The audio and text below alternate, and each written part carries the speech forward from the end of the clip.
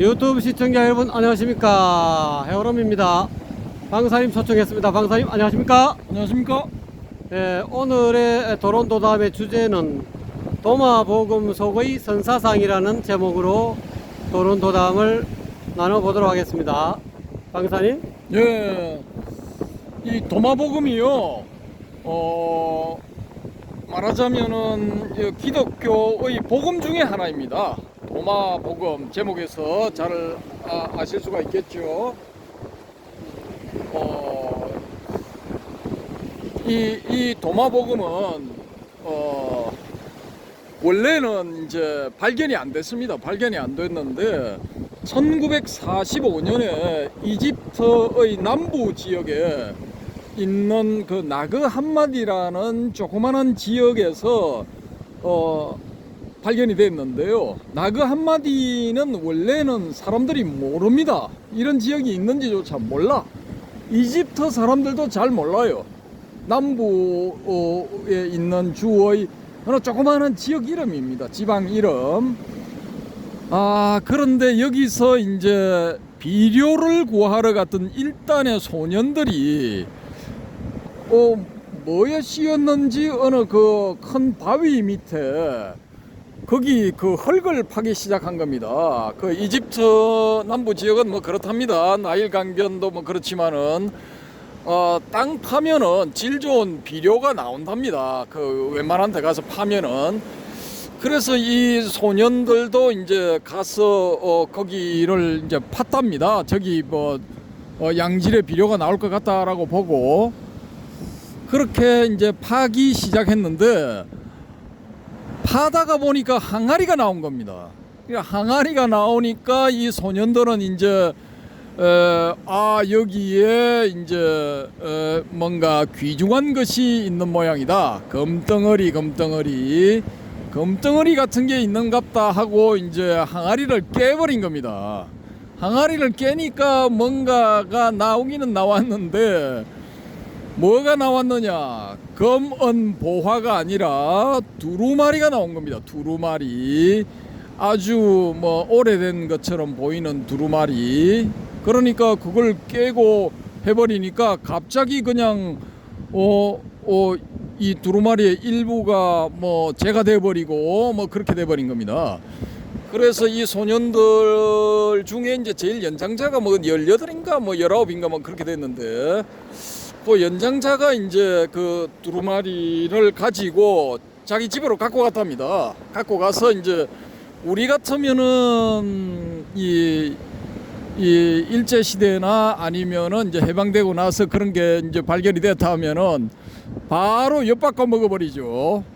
엿바꿔 먹든지 아니면은 이제 불쏘시개로 쓰든지 뭐 그렇게 하죠.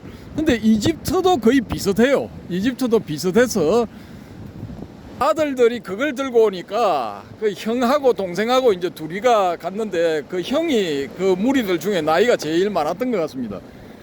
그래서 이제 그런 걸 들고 오니까 엄마가 부지깽이 들고 좀 몇 대 때리고 비료를 가지고 오라 했지 누가 이거 가지고 오라 했냐 뭐 요걸 한 바가지 한 다음에 구석에 처박아 놓다가 일부는 불쏘시개 했답니다. 불쏘시개 아궁이에 집어넣어 버렸답니다. 그런데 이제 그 중에 또 일부를 뭐 그 근처에 뭐 엿인가 뭐 엿 비슷한 건가 그걸 파는 행상이 왔는데 그 행상한테 이제 아들 중에 한 명이 그걸 가져다 주고 뭘 또 이제 조금 받아왔는 것 같습니다. 근데 그 행상은 또 그걸 가지고 골동품 상들한테 이제 좀 더 받고 넘겼어요. 넘기고 난 다음에 그 골동품 상이 이제 그걸 가지고 있다가 아무리 봐도 이게 뭔가 좀 돈이 될 것 같으니까 이제 학자들 뭐 이런 사람들 그 골동품을 찾는 사람들이 있죠. 거기에 접촉을 해서 이제 두둑히 받고 이제 넘겨주게 된 거죠. 근데 그걸 넘겨받은 사람이 이제 학자들이 조사를 해보고 야 이거 초대박이다 초대박 이래 돼버린 겁니다. 이게 뭐냐? 이게 이제 이 소위 말하는 말로만 전해져 내려오던 어떤 복음서. 그런데 도마라는 이름이 나오니까 도마복음서이다라는 이름이 붙여가지고 세상에 쫙 알려지게 된 거죠. 그런 그게 나오기 전에 도마복음서가 나오기 전에 또 이제 몇몇의 문서가 하나인가 뭐 이렇게 하나인가 두 개인가가 발견이 됐어요. 발견이 되었고 또 이제 Q 문서라는 이름이 붙여가지고 이런 지금 우리한테 알려져 있는 4대 복음 외에 다른 복음서가 있었을 것이다 해서 그걸 Q 문서 뭐 이렇게 불렀거든요. 이제 그런 게 이제 있었을 것이다라고 추정을 하고 있었는데 이 도마복음이 턱 나오니까 발칵 뒤집혀 버린 겁니다. 완전히 이제 이쪽 분야를 연구하는 사람들은 이제 뭐 전부 뭐 깜짝 놀래가지고 이거 도마복음 문서 이거 조금이라도 얻으려고 혈안이 돼버린 거죠.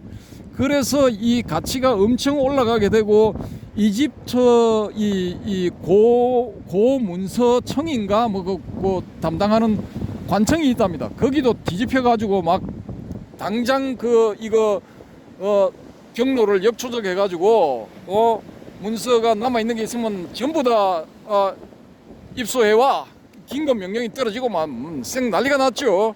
그렇게 해서 이제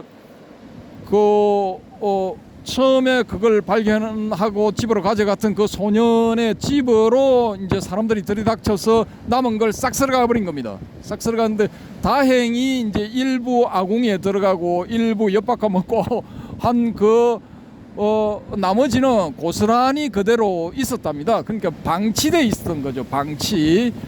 그게 이제 제가 알기로는 한 몇 달간 방치돼 있다고 그러는데 그나마 그렇게 된 게 다행이죠. 그렇지 않고 그냥 아궁이에 다 들어갔다면은 오늘날의 도마복음은 이제 있을 수가 없는 거죠.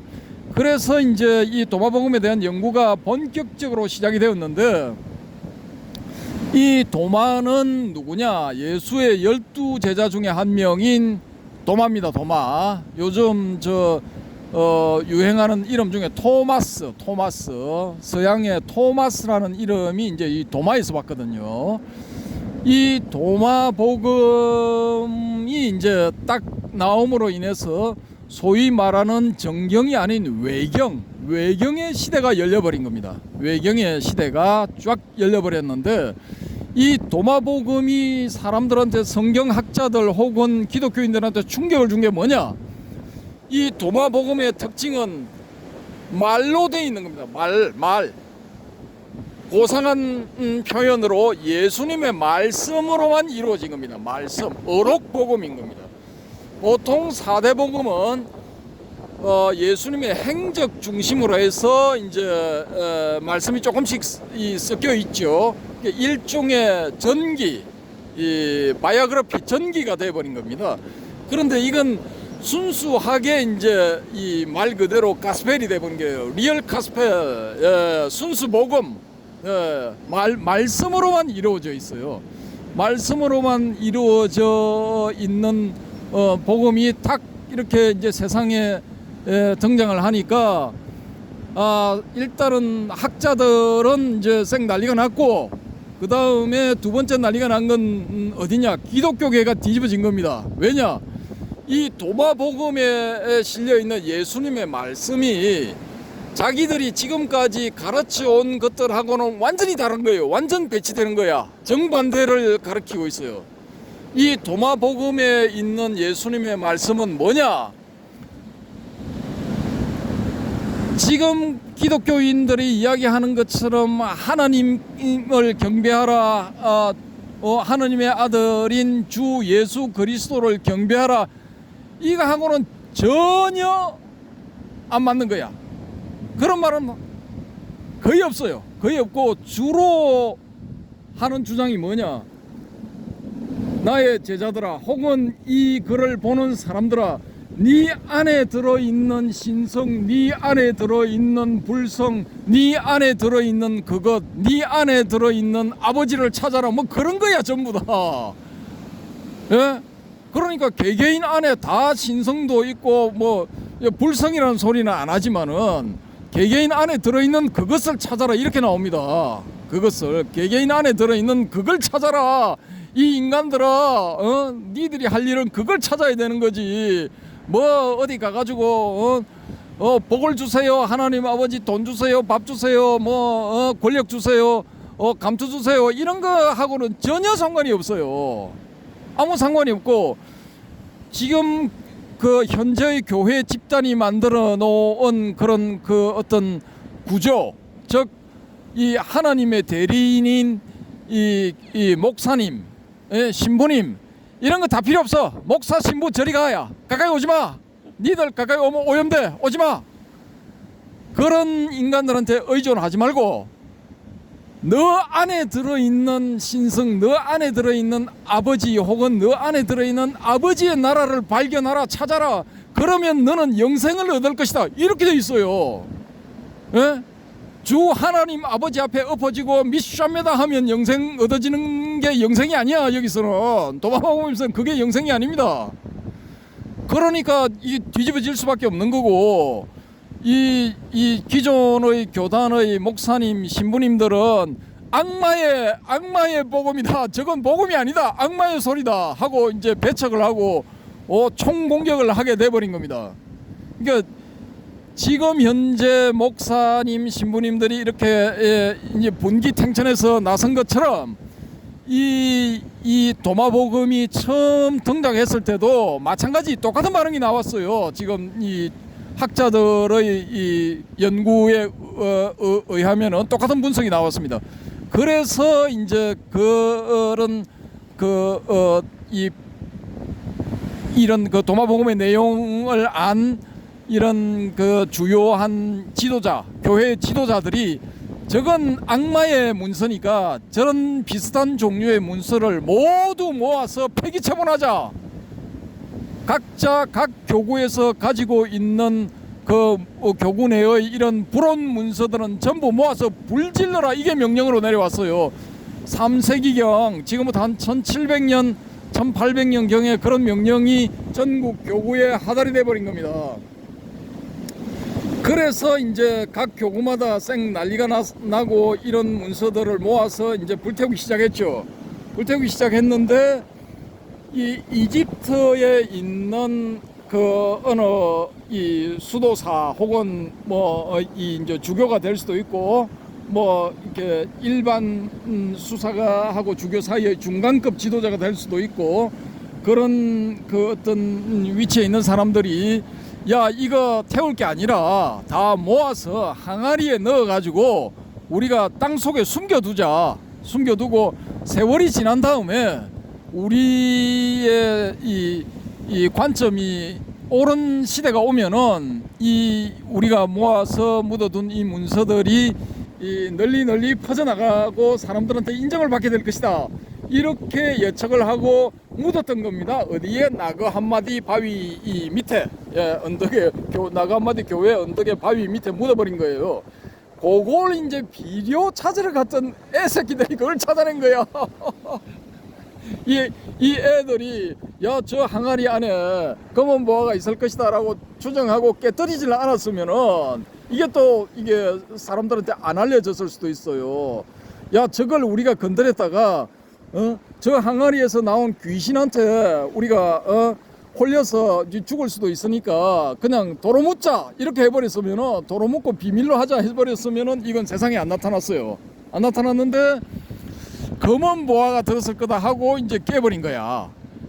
그렇게 해서 이제 나타나게 됐죠. 근데 제가 이걸 10여 년 전에 이걸 번역되고 한 걸 이제 딱 입수를 했거든요. 입수를 하고 저는 이제 요런 게 들어오면은 어떻게 하느냐. 원문을 찾아봐. 원문도 다 찾아놨어.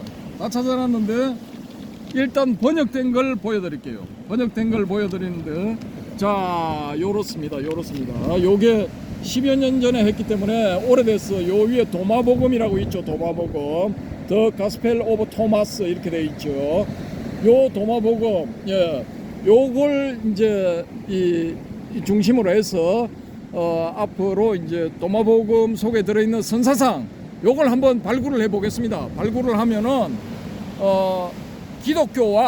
기독교와 이 불교의 접점 이런 걸 이제 한번 찾아볼 수도 있고요. 또 제가 이제 대성불교로 들어가면서 이 도론도돔 코너에서 말씀드렸던 야 이게 대성불교는 소승불교 혹은 부파불교하고는 완전히 관점이 다르다.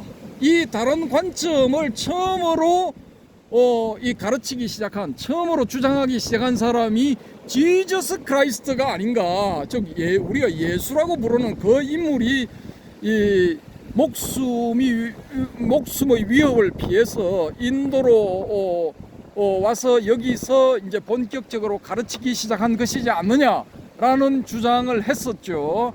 근데 그 주장의 근거가 어디서 나왔느냐? 바로 이 도마복음을 보고 제가 그런 생각을 하게 된 겁니다. 도마복음. 야, 이 도마복음 속에 들어있는 그 핵심 사상이 지금 우리가 알고 있는 선사상하고 너무나 유사해요. 너무나 유사해. 그래서 이 도마복음 속에 들어있는 예수는 뭐라고 주장하냐? 네 안에 들어있는 진성을 찾아라. 네 안에 들어있는 아버지를 찾아라. 네 안에 들어있는 아버지의 나라를 찾아라. 선불교에서 하는 말 뭐냐? 야, 극락은 정토는 네 마음속에 있다, 이 말 하죠. 대성불교, 선불교에서 그거 합니다. 대성불교에서도 하고, 또 네 안에 들어있는 불성을 찾아라, 이거 합니다. 견성성불을 어떻게 하냐? 바깥에서 하지 말고 네 안에서 일단 하라고 주장을 해요. 네 안에서 한 다음에 그 다음에 밖을 보면은 밖도 이게 다 부처인 것이 보일 것이다, 이런 식의 주장을 한다고요. 그러면은 이게 양자의 이 주장 방식이나 지향점이 똑같은 거예요. 양쪽 다 밖이 아니라 일단은 안에서 찾아라라고 가르치고 있습니다. 그러면 이거 똑같은 소리 하는 거는 마찬가지거든요, 이게. 근데 이 도마복음이 학자들에 따라서 조금 다른데, 어떤 사람들은 뭐 2세기 중반에 등장한 것이다 라고 하기도 하지만은 또 어떤 사람은 1세기 중반 혹은 1세기 초반까지도 올라갈 수 있다, 이런 식의 주장을 한다고요. 그럼 1세기 중반 혹은 초반이다 할 것 같으면 이게 이 지저스 크라이스트, 즉 예수가 살았던 때하고 겹친다고요, 이게. 그럼 일반적으로 우리가 아는 예수는 31세인가 32세 때 그 로마 빌라도 총독의 사형 선고에 의해서 골고다 언덕에서 일단 사망하고 난 다음에 그 다음에 3일 뒤에 부활해서 성천했다, 뭐 이렇게 알려져 있는데, 부활해서 성천한 그 부분을 보면은 저 언덕에 예수님의 모습이 잠깐 보여다가 사라져 버렸다, 이렇게 나온다고요. 그게 언덕 뒤로 넘어가 버리면 사라지는 겁니다. 그걸 이제 성천했다고 하늘로 올라가셨다라고 이렇게 표현할 수도 있죠. 그럼 우리가 언덕 뒤로 사라졌다라고 볼 것 같으면 그 언덕 뒤로 사라져 가지고 인도로 가버린 겁니다.